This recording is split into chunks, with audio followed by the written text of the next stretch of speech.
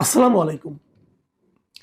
প্রিয় দর্শক, 12ই ফেব্রুয়ারি নির্বাচনের পর থেকে আমাদের অন্তর্বর্তীকালীন সরকারের মূলত কাজ শেষ হয়ে গিয়েছিল এবং তারপর তার কয়েকদিনের মধ্যে ওনারা ক্ষমতাও হস্তান্তর করে দিয়েছেন নবনির্বাচিত বিএনপির কাছে।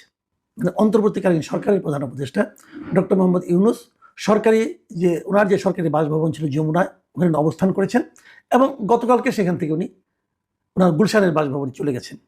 মানে যতদিন পেরেছেন থেকেছেন সরকারি বাসভবনে। এই যে গেলেন, যাওয়ার পর থেকে ডক্টর মোহাম্মদ ইউনূসের স্ট্যাটাসটা কি দাঁড়াবে? এখন উনি কি? এখন কি উনি সাধারণ মানুষ, যে কোনো সাধারণ মানুষ? না, উনি এখন যে কোনো মানুষ নন। উনি আগে গ্রামীণ ব্যাংকের যখন এমডি ছিলেন, অথবা গ্রামীণের লোক হিসেবে যখন গ্রামীণ ফাউন্ডেশনের লোক ছিলেন, অথবা গ্রামীণ টেলিকমের চেয়ারম্যান অথবা অন্য কিছু ছিলেন, তখন উনি যে মাপের লোক ছিলেন, ওনাকে সরকার যে পরিমাণ নিরাপত্তা দিত, তার সঙ্গে কিন্তু বর্তমানে নিরাপত্তার কোনো তুলনা হবে না। আইন অনুযায়ী উনি এখন রাষ্ট্রের অতি গুরুত্বপূর্ণ ব্যক্তি এবং এই গুরুত্বপূর্ণ ব্যক্তি হিসাবে ওনাকে বিবেচনা করা হবে ওনার দায়িত্ব ত্যাগের পরবর্তী 1 বছর। 1 বছর উনি রাষ্ট্রের অতি গুরুত্বপূর্ণ ব্যক্তি থাকবেন। তো আপনারা হয়তো বলবেন, থাকবেন, এটা নিয়ে আলোচনার কি আছে? না, আলোচনার কিছু আছে বলে আলোচনা করছি। এই থাকাটা কোনো অস্বাভাবিক না, এরকম থাকার নিয়ম আগেও ছিল। 2006 সালে একটা আইন করা হয়েছিল, সেটাকে এসএসএফ আইন বলতে পারেন আপনার। কারণ এই পর্যায়ে ওনাকে এসএসএফ, মানে আমরা যেটাকে বলি যে প্রেসিডেন্টের সঙ্গে থাকে, প্রাইম মিনিস্টারের সঙ্গে থাকে, যে স্পেশাল সিকিউরিটি ফোর্স এসএসএফ, ওই এসএসএফ এর একটা অর্ডিন্যান্স 2006 সালে হয়েছিল এবং তখন তারা কিছু কথা বলেছিল। এমনি যারা নাকি প্রেসিডেন্ট থাকেন, প্রধানমন্ত্রী থাকেন, তারা তো এসএসএফ এর সিকিউরিটি পান এবং তখন ওনারা থাকেন হলো ভিভিআইপি, মানে ভেরি ভেরি ইম্পর্টেন্ট পার্সন। কিন্তু ধরা যাক প্রেসিডেন্টের মেয়াদ শেষ হয়ে গেল, প্রধানমন্ত্রীর মেয়াদ শেষ হয়ে গেল, তখন তারা কি হবেন? তখন তারা ভেরি ভেরি ইম্পর্টেন্ট পার্সন থাকবেন না, তখন তারা হয়ে যাবেন ভেরি ইম্পর্টেন্ট পার্সন, মানে ভিআইপি, ভিভিআইপি না। তো ওনারা যখন ভিআইপি হয়ে যাবেন, তখনও তারা এসএসএফ পাবেন, মানে এসএসএফ এর নিরাপত্তা তারা পাবেন। কতদিন পাবেন? 3 মাস পাবেন। এটা 2006 সালে একটা আইন করা হয়েছিল। সেই আইনে কে কে ইনক্লুডেড ছিল? সেই আইনে ইনক্লুডেড ছিল রাষ্ট্রপতি, প্রধানমন্ত্রী এবং তখন কিন্তু তত্ত্বাবধায়ক সরকারের ব্যাপারটা তখনও ছিল 2006 সালে, এবং তত্ত্বাবধায়ক সরকারের যিনি প্রধান উপদেষ্টা হবেন, এই 3 জন তার যে সরকারি দায়িত্ব, যে পদ, সেই পদের কাজ শেষ হয়ে যাওয়ার পরেও পরবর্তী 3 মাস তারা ভেরি ইম্পর্টেন্ট পার্সন হিসাবে, মানে অতি গুরুত্বপূর্ণ ব্যক্তি হিসাবে সরকারের কাছে বিবেচিত হবে। এখন প্রধান উপদেষ্টার কার্যকাল যখন শেষ হয়ে যাচ্ছে, উনি যখন শেষ হয়ে যাবেন, তাহলে ওনারও কিন্তু ওই একই নিয়মে 3 মাস সেই অতি গুরুত্বপূর্ণ ব্যক্তি হিসেবে নিরাপত্তা পাওয়ার কথা। কিন্তু এক্ষেত্রে তা হলো না। এক্ষেত্রে যে জিনিসটা হলো, আমরা দেখলাম যে এই বছরের, মানে 2026 সালের, মানে নির্বাচনের ঠিক 2 দিন আগে নতুন একটা অধ্যাদেশ হলো, একটা সরকারি বিজ্ঞপ্তি হলো, এবং সেই বিজ্ঞপ্তিতে বলা হলো যে প্রধান উপদেষ্টা যিনি থাকবেন, তিনি পরবর্তী, মানে দায়িত্ব শেষ হওয়ার পরেও 1 বছরের জন্য উনি ভিআইপির মর্যাদা পাবেন।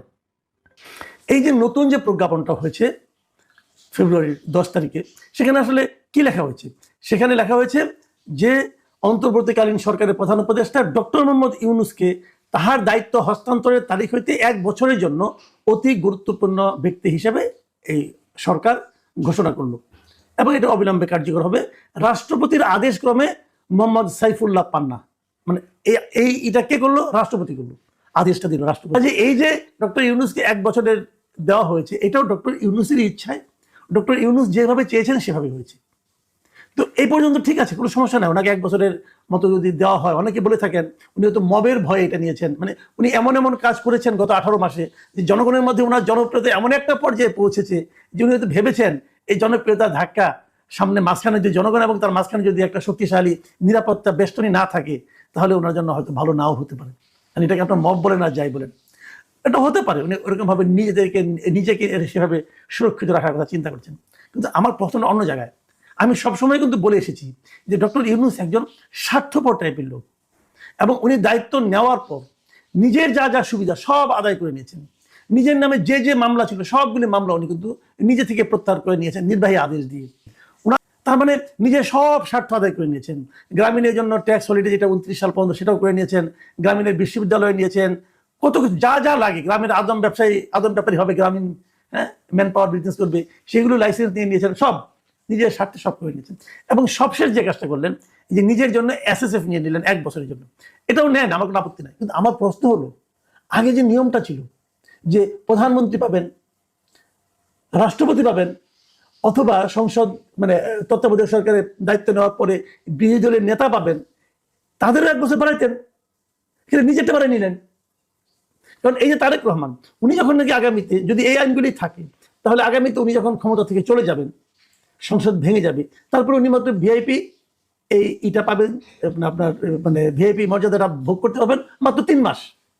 অথবা আমাদের যে এখন যিনি রাষ্ট্রপতি আছেন শাহাবুদ্দিন আহমেদ, উনি যদি চলে যান কালকে এই পদত্যাগ করেন, অথবা কোনো কারণে উনি চলে যান যে আমি আর রাষ্ট্রপতি থাকবো না, অথবা যেদিনই যাবেন ওনার মেয়াদ যখন শেষ হবে তারপর যখন যাবেন, উনি যাওয়ার পর মাত্র 3 মাস এই সুযোগটা পাবেন। তাই সবাই 3 মাস করে পাবেন, ইউনূস সাহেব পাবেন 1 বছর। কারণটা কি? ইউনূস সাহেবকে 1 বছর পেতে হবে কেন? নিজের জন্য এই আইনটা করে নিলেন। মানে আপনি মানে অন্য কারোর মতো না, আপনি এমন একটা জায়গায় আছেন যে আপনার জন্য বেশি লাগবে। এই যে স্বার্থপরতাটা না, এটা মানুষের চোখে লাগে। অনেকে তো বলেছে আপনি ভিআইপি মর্যাদা পাবেন কেন? না, পাবেন, আমার কোনো আপত্তি নাই, কিন্তু আমার কথা হলো যখন আপনি আপনারটা বাড়ালেন, সবারটা বাড়াই দিতেন। অথবা যখন আপনার দরকার হবে ওই আইনটার মতো করে আপনি পাইতেন। ওই আইনটা তো বাতিল হয়নি, আগের আইনটা। তো আপনার জন্য 1 বছর করতে হবে কেন?